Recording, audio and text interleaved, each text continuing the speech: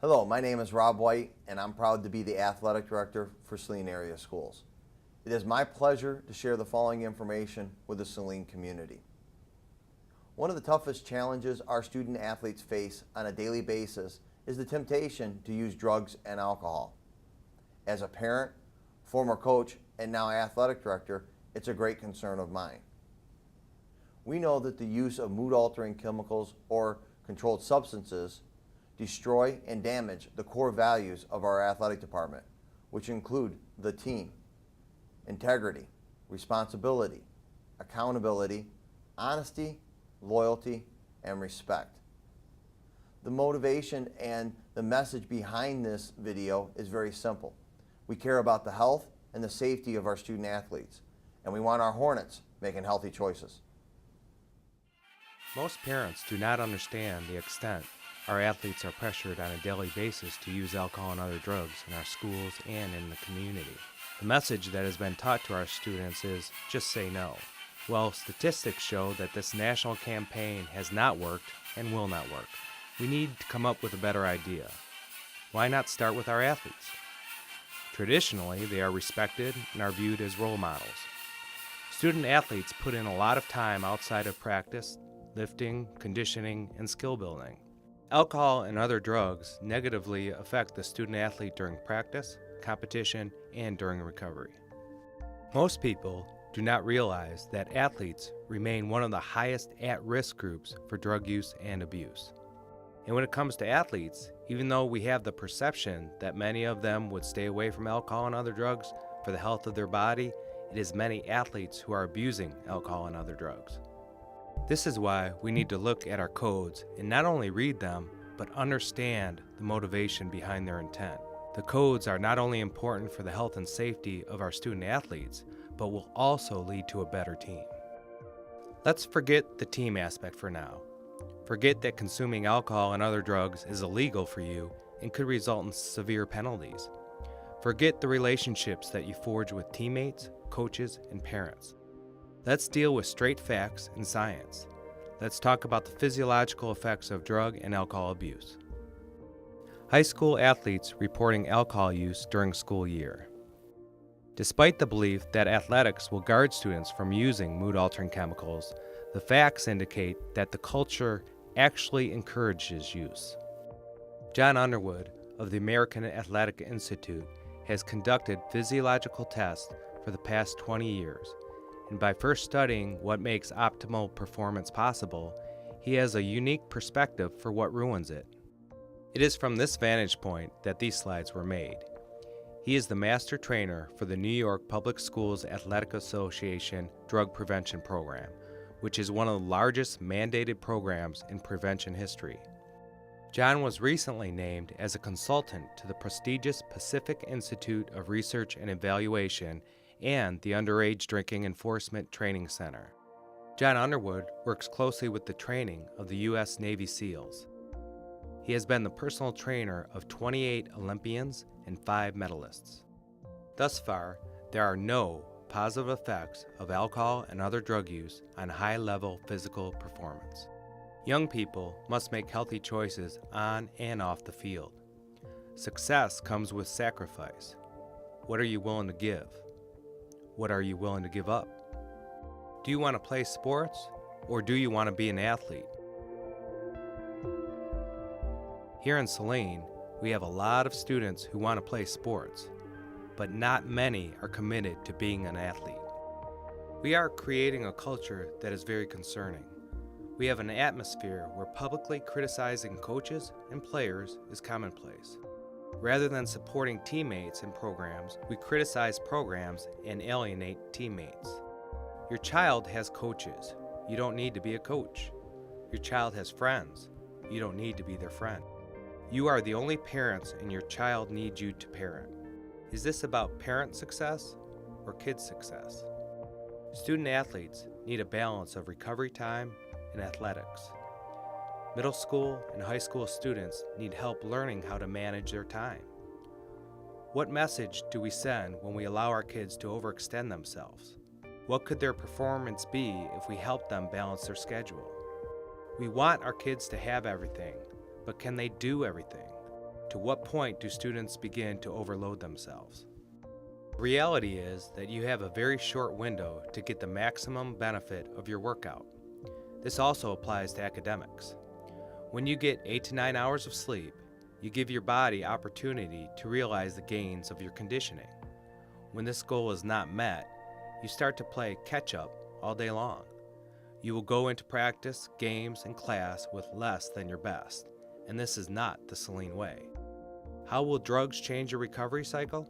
The majority of training effect takes place within the 12 hours after training, beginning with the recovery phase, the most pivotal aspect for gains. We know that for an athlete to progress, there are 3 important components: adaptation, training, and recovery. Without full recovery, it is impossible for full adaptation or muscle memory to occur. Saline versus SEC opponents after 1 hour of recovery. We are even. After 2 to 24 hours is where we separate ourselves. Your choices within this period are crucial. Alcohol and drug use is the determining factor for the last 30% of recovery. Is it worth it? It is not single workouts that create training effects or changes in condition. It is a series of workouts over time. Adaptation is absolutely dependent on recovery. The amount of effort your brain needs to perform a task decreases with adaptation, training, and recovery. Notice the brain activity used in non-practice skills compared with practice skills. This illustrates how much more brain activity is necessary to throw a baseball. Note that the brain on the right is not currently under the influence of alcohol. Exposure to alcohol occurred days before the scan. Full adaptation cannot take place when the brain is exposed to the effects of alcohol. Student athletes need to think about more than the positives of training methods. They need to think about their lifestyle. Many great athletes had lifestyle negatives that kept them from reaching their full potential. It is not just important when you are at practice or in a game, it is all the time. One very important, often overlooked component is sleep. Sleep is imperative to mental and physical success. We will get 1.5 to 2.5 hours of REM sleep per 8 hours of sleep. Alcohol and other drug use interferes with REM sleep. Even though someone is asleep at this time, you are robbed of your REM sleep, which is the essential period of time for athletes' recovery. We need quality REM sleep to reach our mental capacity. Notice the blood flow in the rested brain compared to the tired brain. If the brain is in a state of complete recovery, blood flow is more prevalent, making everyday function easier. A Stanford University study may help persuade at least student athletes to make more time for sleep. Sherry Ma, a researcher at Stanford, worked with basketball players who all ran faster and made more shots over a period in which they slept at least 10 hours a night. Science is science. Eat right and sleep to perform at your best. We cannot minimize the effects of sleep. Sherry Ma has said, athletes who get an extra amount of sleep are more likely to improve their performance in a game. If people understood how much of a difference getting more sleep could make athletically, they'd incorporate it more into their lives and not focus solely on nutrition and exercise. At least 8 hours of quality REM sleep, meaning not under the influence of mood-altering chemicals, television, music, texting, and etc., equals better performance. Energy drinks do not make up for the deficit of sleep you experience. This does not help increase the amount of brain activity you are capable of throughout the day. You're robbing Peter to pay Paul. At some point, it all catches up. You have 14 hours of mental activity to use in a day. Energy drinks multiply your normal brain activity, but use up reserve brain activity, essentially reducing your 14 hours to much less. Many parents have spent thousands of dollars on camps, trainers, and athletic gear. The surest way to ensure athletic success is to make sure young people are chemical-free and get enough sleep. Proper coaching, technique, and skill building is obviously a major part of athletic success, but athletic potential can only be reached with proper recovery, which leads directly to sleep. As humans, we can only operate mentally for 14 hours a day and only 2 to 3 hours physically. Quality and effectiveness decrease significantly after this time period. Mental activity includes texting, playing video games, studying, etc. Consuming alcohol and other drugs is a choice. All choices have consequences. Years ago, students that were involved with athletics were less likely to use alcohol and other drugs. Sadly, that has changed. Alcohol and other drug use is now part of the athletic culture. After years of declining use, we have seen the increase in alcohol and other drug use in the past 2 years in the youth of our community. Make no mistake, drug abuse starts early. Some males who drink heavily and train heavily had testosterone levels similar to female levels. Women experience far worse effects from alcohol and other drug use opposed to men. Women can become addicted quicker. It affects their reproductive system to a greater extent. The signs of abuse progress at a much higher rate in girls than boys, meaning medical and social issues due to alcohol and other drug abuse will typically happen sooner in girls than boys. The red box displays the age group from 7th grade to 12th grade.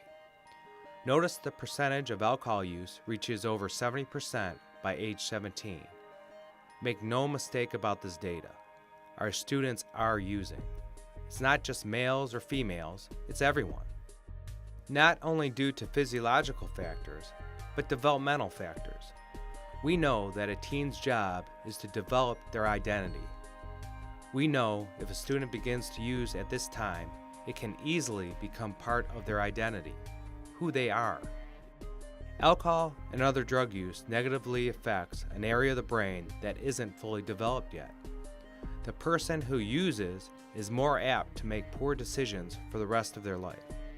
Decision-making becomes hindered, leaving students at a disadvantage. An all too common anthem is, "I can't believe I did that. I was just so drunk." Having fun?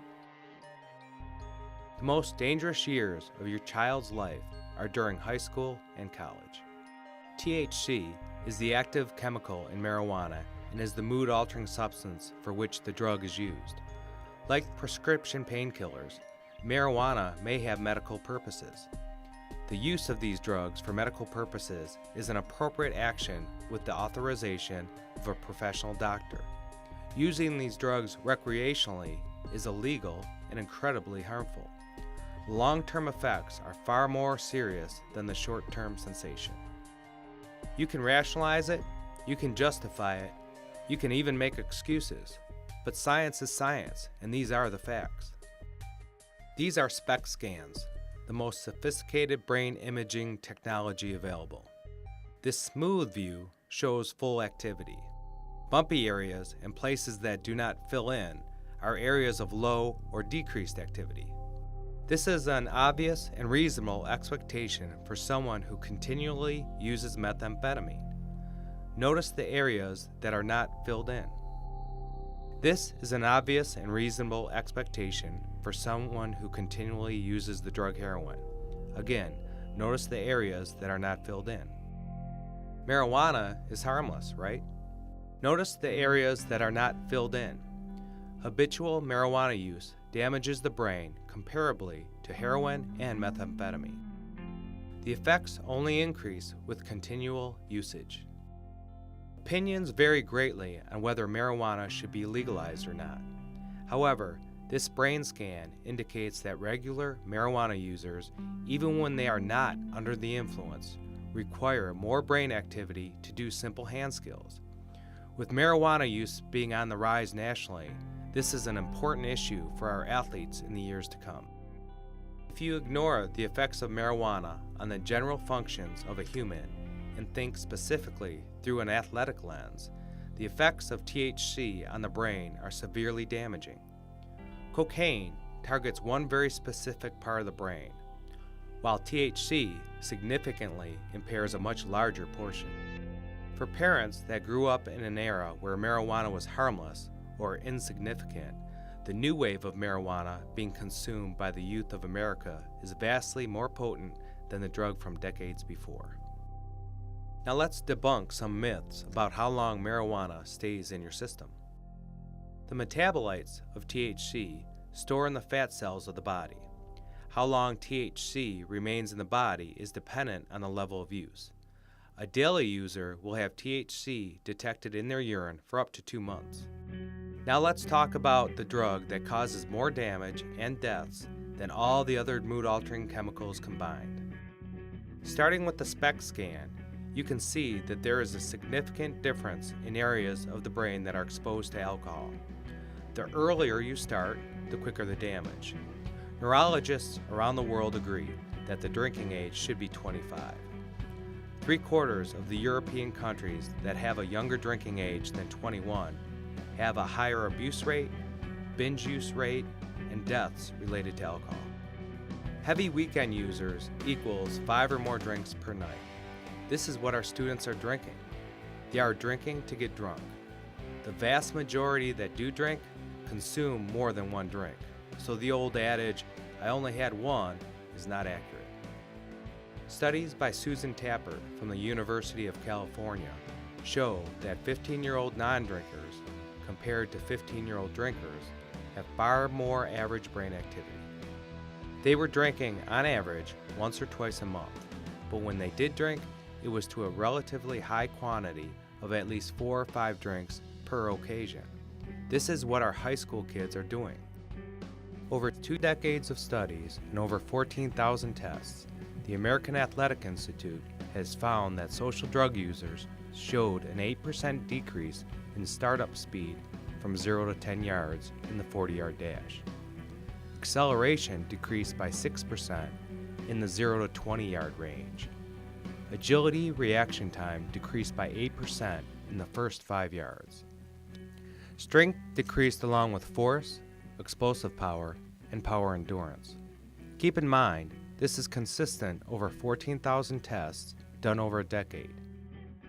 Injury rates among social drug users is twice as high as non-users. Injury rates for drinkers is 54.8%. Injury rates for non-drinkers is 23.8%. As a high school athlete, if you are using alcohol and other drugs, you will lose 30 to 40% of your athletic ability. While a high school athlete can still perform at this level, they are wasting their potential as an athlete in the most literal sense of the word. Well, I knew a guy in high school that drank after every practice and he was awesome. While this may be true, he never reached the true heights of where his athleticism could have taken him. That's a tragic justification for drinking. Knowing that your athletic season is about 10 weeks long, one night of drinking can waste 2 weeks worth of training. Is it worth it? John Underwood has a unique spin on the original quote by Mative. He says, "Remember, when you are partying, that somewhere, someone is not partying. And when you meet them, they will beat you." The progression of use happens much quicker in an adolescent than a full-grown adult. The progression of use is comprised of the following stages: experimentation, social, abuse, and dependency. Experimentation is a very short period of time. The person understands the mood change. A person who uses on weekends for 1 year is not experimenting. They are using. The word social is not the most accurate representation of this stage. It gives the connotation that if a person is in the social situation, it's automatically social use. This is not true. What's paramount in this stage is the lack of any kind of risk. It is impossible for a young person to be a social user because there is always the presence of risk. Physiological risk, medical risk, legal risk, and family risk are always present. The abuse stage involves risk. If a full-grown adult consumes 10 drinks in one sitting, this is abuse of the drug alcohol. There is medical risk, possible family risk, etc. When a young person uses, there is always legal risk, medical risks, and most likely family and social risks. A person in this stage will alter their behavior if they suffer consequences. This stage is highlighted by increase in tolerance, loss of control, and using despite negative consequences. Psychological addiction is more prevalent in the adolescent population than adult. Young people who are dependent continue to use despite significant consequences in their life. Most of us operate within the normal range of emotion. For instance, if a student does well on a test, they may feel a positive emotion, but still operate within the normal range. If a student breaks up with a girlfriend or boyfriend, they may feel sadness, but again, they are within the normal range. Extreme events, positive or negative, can sometimes take us beyond our normal spectrum, but this is a rarity. When a person starts to use mood-altering chemicals, they experience the mood change, but come down just a little bit below normal. A law of diminishing returns comes into effect, and users will have to consume these drugs in order to feel normal. It's an unavoidable process that occurs quicker in an adolescent's brain than an adult brain. This is the danger of adolescent use. This is who I am. I can't do it alone. I'm a good person, but the truth is, I break the law. I ignore what my parents taught me, and I think their rules are a joke. No longer can it be said that I am my own person. I'll tell you one thing for sure. I've become a slave to the drinking crowd. I refuse to accept that I can be confident in myself and be popular without beer or drugs. A person like me can easily be forgotten or feel ostracized, and I will never risk my social status, even if it means that I temporarily sacrifice my own values. You will never see me stand up for what I know is right. I will betray my family's trust or jeopardize my future, but I won't take a chance on being left out of the party scene. I realize that I may have to accept unnecessary risks or consequences, but that's better than having to live with curiosity about alcohol. Part of accepting responsibility includes learning to drink before your parents or doctors or judges think it's safe. It just doesn't make sense to focus on the future. There'll be plenty of time for that when I'm an adult. I'm perfectly capable of drinking responsibly. My real friends feel that way too. I really do believe it. I'll tell you, good friends are hard to find. The stuff our parents taught us, like character counts and values do matter, that's garbage, because I found that in real life you need to drink to be popular. So in 30 years I will tell my children that I stand by my decision, I still respect myself, and I can protect my own future. Don't lie. The research and statistics and stories, they're all wrong. The in crowd knows what's best for me. Unless they're all wrong. The research and statistics and stories don't lie. I can protect my own future. I still respect myself, and I stand by my decision. So in 30 years I will tell my children that you need to drink to be popular is garbage, because I found that in real life character counts, and values do matter. The stuff our parents taught us, like good friends are hard to find, I really do believe it. And I'll tell you, my real friends feel that way too. I'm perfectly capable of drinking responsibly when I'm an adult. There'll be plenty of time for that. Focus on the future. It just doesn't make sense to drink before your parents or doctors or judges think it's safe. Part of accepting responsibility includes learning to live with curiosity about alcohol, but that's better than having to accept unnecessary risks or consequences. I realize that I may have to take a chance on being left out of the party scene, but I won't betray my family's trust or jeopardize my future. I will stand up for what I know is right. You will never see me sacrifice my own values, even if it means that I temporarily risk my social status. And I will never be forgotten or feel ostracized. A person like me can easily be popular without beer or drugs. I can be confident in myself, and I refuse to accept that I become a slave to the drinking crowd. I'll tell you one thing for sure. I'm my own person. No longer can it be said that I think the rules are a joke. I ignore what my parents taught me and I break the law. The truth is, I'm a good person. I can do it alone. This is who I am.